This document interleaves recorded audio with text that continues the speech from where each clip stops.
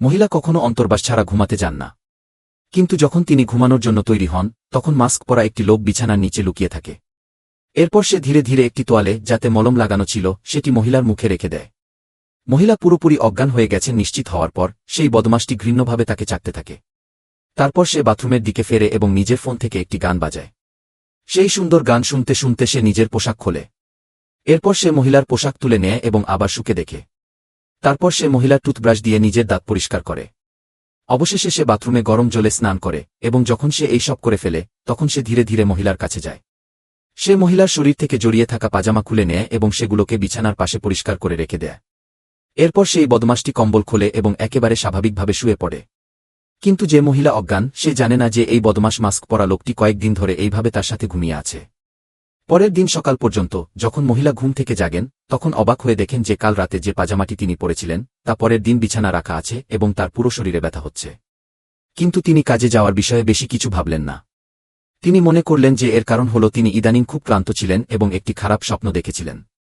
তবে যখন মহিলা লিফটে কাজে যাওয়ার জন্য প্রস্তুত হচ্ছিলেন, তখন নিচের মাসিমা অভিযোগ করলেন যে তিনি মধ্যরাতে খুব জোরে শব্দ করছিলেন। তিনি তাকে এবং তার স্বামীকে বোঝালেন যে তারা যেন একটু নিয়ন্ত্রণ রাখেন। তারা এত শব্দ করছিলেন যে তিনি একেবারেই ঘুমাতে পারেননি। কিন্তু মহিলা এই কথা শুনে বিভ্রান্ত হয়ে গেলেন। তিনি বললেন যে মাসিমা নিশ্চয়ই ভুল শুনেছেন। তার স্বামী 6 মাসেরও বেশি সময় ধরে বিদেশ সফরে আছেন এবং বাড়ি ফিরে আসেননি, আর তিনি প্রতিদিন ঠিক 10টায় ঘুমিয়ে পড়েন। মধ্যরাতে সেখানে কোনো আলোড়ন কিভাবে হতে পারে? এই কথা শুনে মাসিমা রেগে বললেন যে তিনি বহিরাগত নন। কোনো আওয়াজ আছে কি নেই তা কি তুমি বলতে পারো না? মহিলা বিভ্রান্ত ছিলেন, কিন্তু তিনি এর সম্পর্কে বেশি কিছু ভাবলেন না। তবে যখন মহিলা রাতে কাজ থেকে বাড়ি এলেন, তখন অন্তর্বাস ছাড়া নিতম্বে হঠাৎ ঠান্ডা অনুভব করলেন। মনে হচ্ছিল কেউ যেন তাকে অনুসরণ করছে। যখন মহিলা সাহস করে পিছন ফিরে তাকালেন, তখন তার পিছনে কেউ ছিল না। কিন্তু তার ষষ্ঠ ইন্দ্রিয় তাকে বলল যে তার পিছনে নিশ্চয়ই কেউ আছে। তাই তিনি ঘাবড়ে গিয়ে বাড়ির দিকে ছুটে গেলেন। কিন্তু মহিলা যত দ্রুত দৌড়ালেন, তার পেছনের ছায়াগুলি তত কাছে আসতে লাগল।